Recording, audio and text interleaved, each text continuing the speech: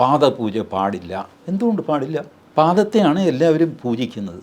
പാദം മോശപ്പെട്ട കാര്യമാണോ? മോശപ്പെട്ട കാര്യമാണ് എന്ന് വിചാരിച്ചിട്ടാണല്ലോ പാദപൂജ പാടില്ല എന്ന് പറയുന്നത്. പാദപൂജ നല്ല കാര്യമാണ്.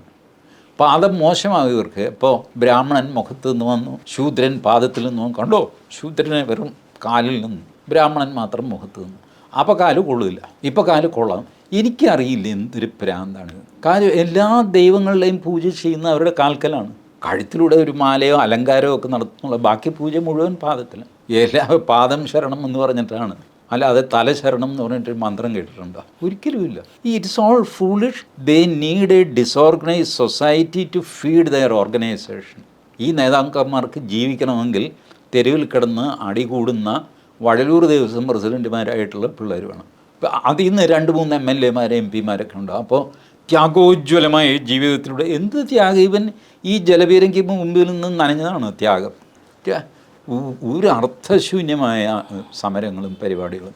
അതുകൊണ്ടാണ് ഞാൻ പറയുന്നത്, ഈ കോളേജും യൂണിവേഴ്സിറ്റിയും ഞാൻ വ്യക്തമായിട്ട് പറയുന്നു, ഒരു 1.5 വർഷത്തേക്ക് അടഞ്ഞു കിടന്നാൽ പോലും ഒരു ചുക്കും വരാനില്ല. അയ്യോ അപ്പോൾ പിള്ളേരുടെ പഠിത്തം എന്താകും? നിങ്ങളൊന്നും ചെയ്യേണ്ട, ചുമ്മാ സർട്ടിഫിക്കറ്റ് ഒപ്പിട്ട് കൊടുത്തേക്ക് പാസ് എന്ന് പറഞ്ഞിട്ട്. നിങ്ങൾ അല്ലെങ്കിൽ തന്നെ 9ാം ക്ലാസ് 10ാം ക്ലാസ് വരെ ചുമ്മാ പാസ്സാക്കുകയല്ലേ. പിന്നെ കോളേജിലും കൂടെ അങ്ങ് പാസ്സാക്കിയാൽ എന്താ? നിങ്ങളുടെ സർട്ടിഫിക്കറ്റിന് പുല്ല് വിലയാണ് മറ്റു നാടുകളിൽ, മറ്റ് യൂണിവേഴ്സിറ്റികളിൽ.